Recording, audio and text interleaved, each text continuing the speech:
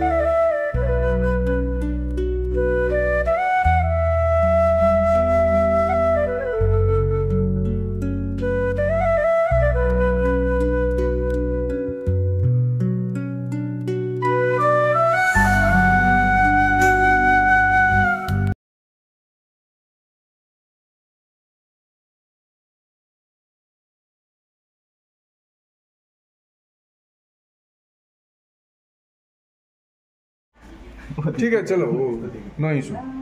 आप लोग ये हटा दीजिए। हम लोग होता तो ऐसा नहीं करते। ठीक है, रात को दूसरा स्टाफ। আমরা তো হোটেলের রুমটা অনলাইনে বুক করে এসেছি। তো কালকে যে রুমটা দেওয়া হয়েছিল, রুমটা একটু অসুবিধা হচ্ছিল আমাদের, তাই সকাল হতেই রুমটা চেঞ্জ করে জিনিসপত্র অন্য রুমে দিয়ে আমরা সাইট সিন করতে বেরিয়ে গেছিলাম। আর যখনই পাহাড়ে আসি এই সমস্ত গাছগুলো দেখলে আমার ভীষণ মন খারাপ হয়। অনেকবার চেষ্টা করেছি এই গাছগুলো নিয়ে যেতে। আগের বারে কালিম্পং থেকেও প্রচুর স্যাকুলেন্ট আমি কিনে নিয়ে গেছিলাম, কিন্তু আমাদের ওখানে এত গরম সেই সব গাছ একটাও বাঁচাতে পারিনি। আর এখানে সবসময়ই একটা ঠান্ডা ঠান্ডা অনুভূতি। এপ্রিল মাসের প্রায় শেষ টাইম, ওখানে তো প্রচণ্ড গরম।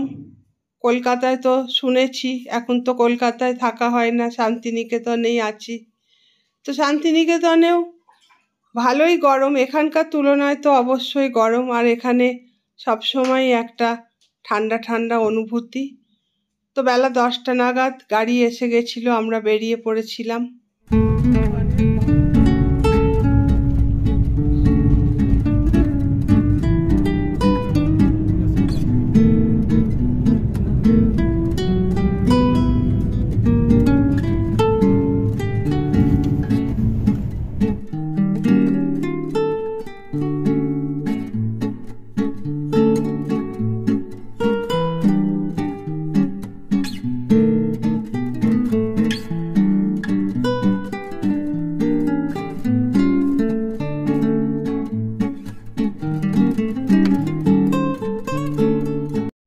যে গাড়িটা করে আমরা কালকে স্টেশন থেকে এসছি, ওনাকেই বলা আছে এই 2-3 দিন থাকবো।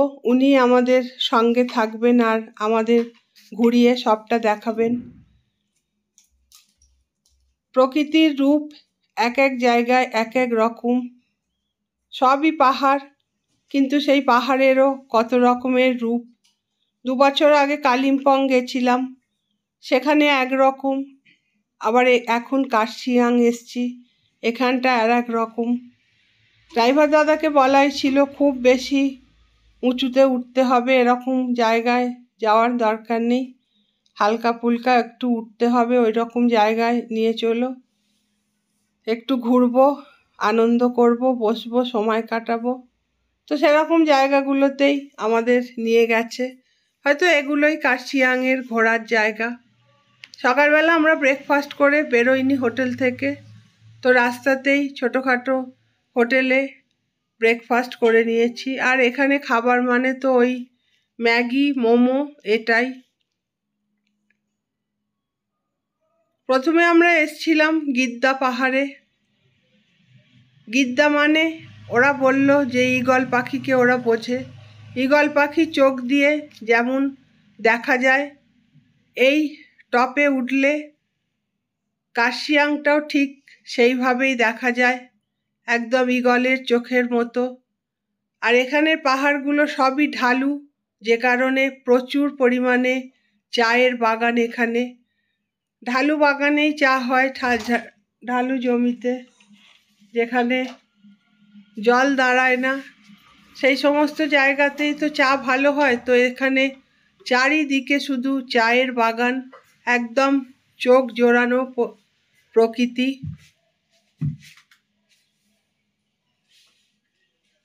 এইটাই হলো কার্শিয়াংয়ের একদম টপ।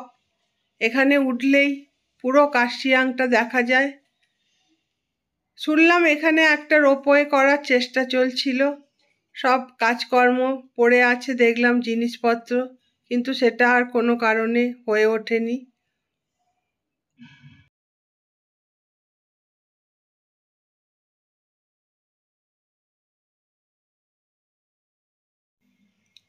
ঠিক এর উল্টো দিকেই হলো নেতাজি সুভাষচন্দ্র সংগ্রহশালা। এইসব মহাপুরুষের বাড়ি যেখানে যেমনই দেখি, সেটা পাহাড় হোক সমতল হোক, অনুভূতি কিন্তু একই রকম হয়।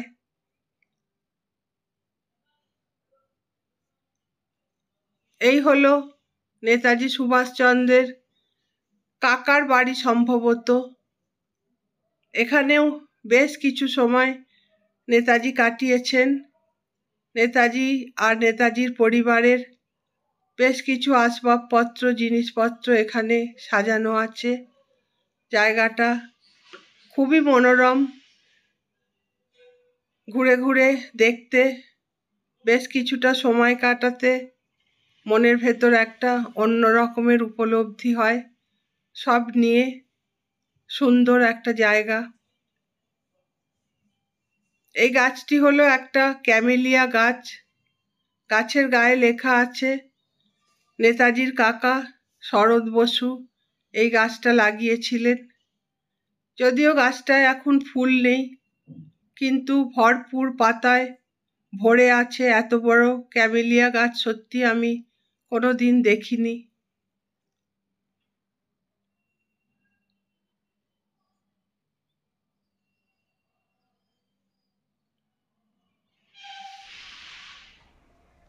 বাবুয়ের বাবা খুবই আলাপী একজন লোক, যেখানে যায় সবার সঙ্গে আলাপ করতে, গল্প করতে ভালোবাসে, আর সবাই দেখি ওর সঙ্গে বেশ জমে যায়। এই ভদ্রলোক এখানকারই কেয়ারটেকার। গল্প করছিলেন, বহুদিন হয়ে গেল উনি এখানটা দেখাশোনা করেন। আর সামনে বসে আছে বাঘা। বাঘাও নিশ্চয়ই দেখাশোনা, গার্ড দেওয়ার জন্যেই এখানে থাকে।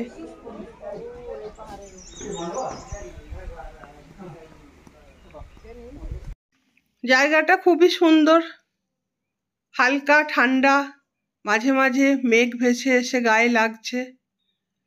বেশ কিছুটা সময় চারিদিকে ঘুরে খানিকক্ষণ বসে নেতাজির বাড়িতে বসে আছি। এটা তো আর চারটিখানে কথা নয়।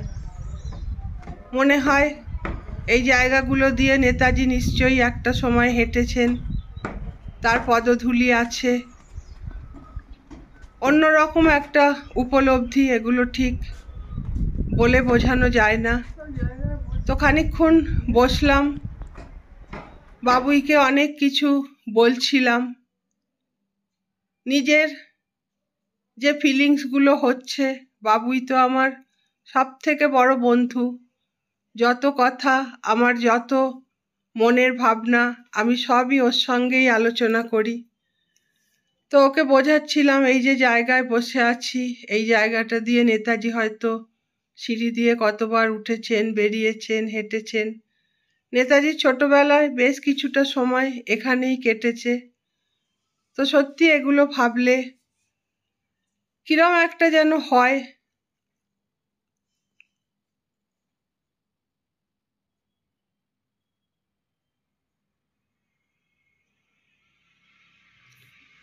যেখানে বসে আছি তার উল্টো দিকেই নেতাজির আবক্ষ মূর্তি। মূর্তিটার সামনে গিয়ে যখন দাঁড়িয়েছিলাম, এত প্রাণোচ্ছল মূর্তিটা, মনেই হচ্ছে না যে এটা একটা মূর্তি, আর তেমনি সুন্দর পরিবেশে মূর্তিটা আছে। বেশ খানিকক্ষণ দাঁড়িয়ে রইলাম। আসলে কি বলতো, এই জায়গাগুলো এই 10 মিনিট 15 মিনিট ঘুরে চলে যাব, ঠিক যেন মন ভরে না।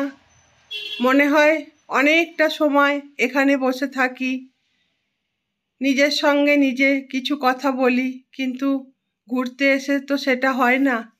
ড্রাইভারের একটা সময় আছে, আমাদেরও একটা সময় আছে, সেই কারণে কিছুক্ষণ থাকা আর কিছুক্ষণ অনুভব করা, এটুকুই হয়।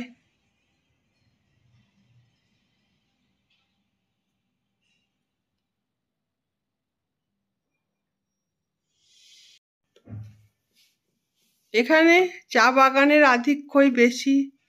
চারিদিকে সবুজে মোড়া চায়ের বাগিচা, আর তার সঙ্গে বড় বড় গাছ। ওই অন্য রকমের একটা সৌন্দর্য, এছাড়া আর বলার কোনো ভাষা নেই।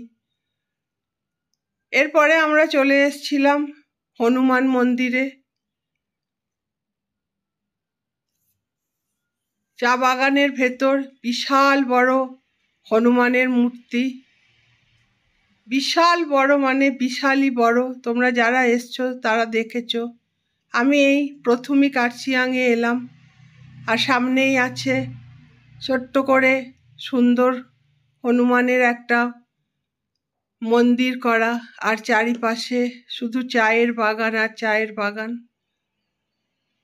ওই মাটির রাস্তা ধরে যত নিচে যাওয়া যায় পুরো জায়গাটাই শুধু চায়ের বাগান। তো যতটুকু পেরেছি নেমেছিলাম, তার বেশি আর শক্তিতে কুলোয়নি, কেননা নামাটা তো সহজ, উঠতে অনেক কষ্ট। তাই নিজের শক্তির বাইরে গিয়ে তো কিছু করা যাবে না। যতটুকু পেরেছি ঘুরে দেখছিলাম, আর সেইটুকুই আমি ভিডিও করেছি।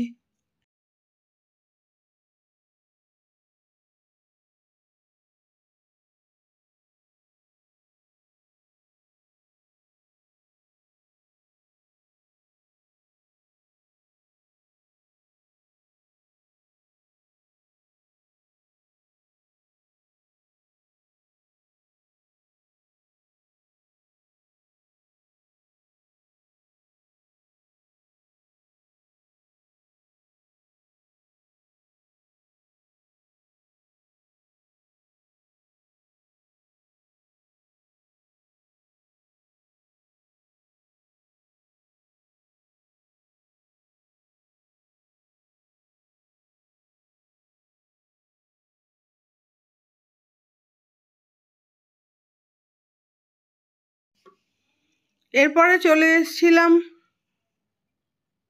পাইন গাছের জঙ্গল, ডাউহিল। এখানে নাকি ভূত প্রেতের উপদ্রব আছে, আগেও শুনেছি। আর জায়গাটাও বেশ একটু ভয় ভয় মতোই। অনেক জায়গায় পাইনের জঙ্গল দেখেছি, কিন্তু এই জায়গাটা সত্যিই একটু অন্যরকম লাগলো। যাকেই জিজ্ঞেস করছি সবাই বলছে যে হ্যাঁ, এখানে একটা অন্যরকম অনুভূতি হয়। তো এই পর্যন্তই আমার ফোনের ব্যাটারি ছিল, তারপরে আর ভিডিও করতে পারিনি। তো এখানেই আজকে শেষ করব।